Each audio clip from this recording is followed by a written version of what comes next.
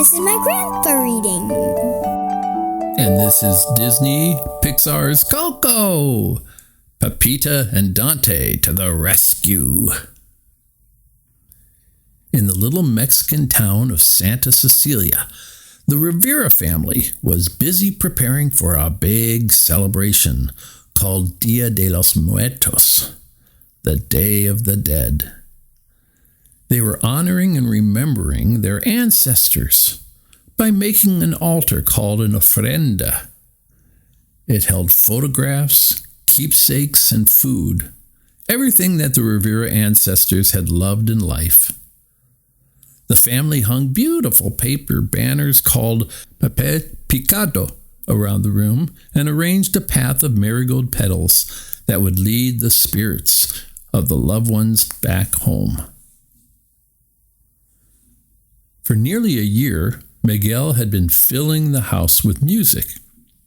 It was easy for him now that he had his family's approval. The music brought them all closer together. Miguel finished singing for his mama and his little sister, Socorro. "Bravo, Miguel," said Mama. "Now, can my little music go see if Abuelita needs help in the kitchen?"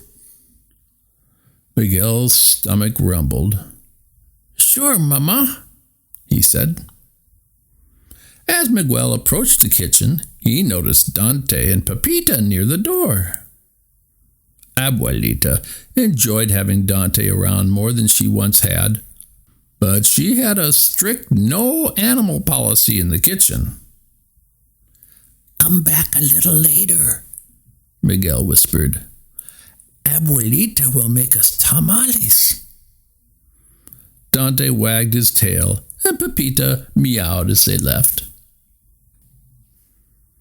The kitchen was filled with the smells of scrumptious food. "Do you need help, Abuelita?" asked Miguel.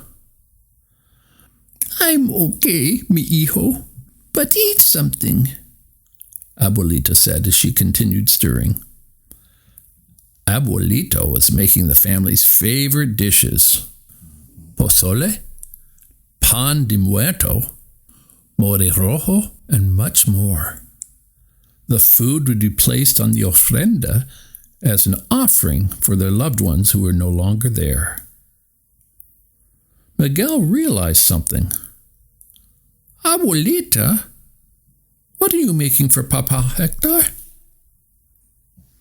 Abuelita dropped her wooden spoon with a loud clatter. "Ay, Dios mío, I don't know. I didn't even know who he was until last year." Suddenly, Miguel realized he needed Dante and Pepita. "I have an idea, Abuelita. I'll be right back." Miguel rushed off to find Dante and Pepita. They were the only ones who could help him. His family had no idea that Dante and Pepita had a secret. They were creatures of the spirit realm who could travel between the lands of the living and the dead. Miguel ran down the streets of Santa Cecilia. He found Dante and Pepita taking a nap in the gazebo near Mariachi Plaza. "I need both of you. Can you help me?" Miguel asked. Dante barked and Pepita purred. Miguel exhaled. "Thanks, guys. Can you get Papa Hector a message?" He handed Dante a note. Dante wagged his tail before dashing away with Pepita.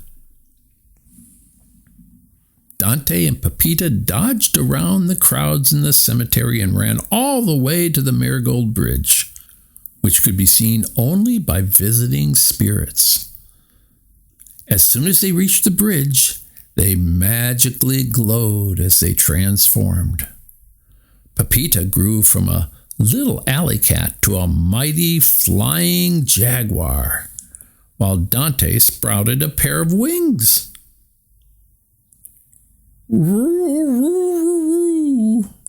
mumbled Dante, trying not to drop Miguel's note. He spotted a few of the dead Riveras near Marigold Grand Central Station. The dead Riveras looked up and saw the two spirit guides overhead. "Look, it's Pepita!" shouted Tio Felipe. "Andate!" said Tia Victoria. When Dante and Pepita landed, they gave the note to Mama Coco, who now lived in the land of the dead. "It's urgent," she said, reading the note. "Miguel needs to know what my papa wants for the ofrenda." "Follow us to the plaza," said Tia Victoria. The plaza was filled with a giant crowd. Mama Imelda noticed the spirit guides and stopped singing. "¿Qué pasa? Why are Dante and Pepita here?" Mama Coco handed the note to Papa Hector.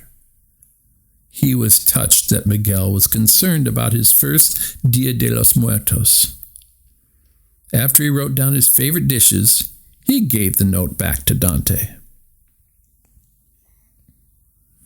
The dead Riveras waved goodbye as Dante and Pepita soared into the sky. Pepita swooped toward the land of the living. Dante veered slightly off course, greeting other spirit creatures nearby, but Pepita knew they were running out of time. She grabbed Dante with her talons and placed him on her back for safekeeping. Dante crooned as they flew over the Marigold Bridge. Dante and Pepita transformed back into a dog and cat when they returned to Santa Cecilia. They dashed toward the Rivera house. Miguel gave them a big hug when they arrived. "Thank you, Dante and Pepita. You two saved the day." Miguel could not reveal Dante's and Pepita's secret identities. Instead, he told Abuelita that he found the list in one of Mama Coco's journals. She took the list from Miguel and kissed his head. "Gracias, Miguelito. I have just enough time to make those dishes before the festivities begin." Later that night, Papa Hector, Mama Imelda, Mama Coco, and the rest of the Rivera ancestors crossed over the Marigold Bridge. They walked through the cemetery and followed the path of marigolds that their family had left for them. When the dead Riveras arrived at the house, they admired the ofrenda that the family had worked so hard to put together.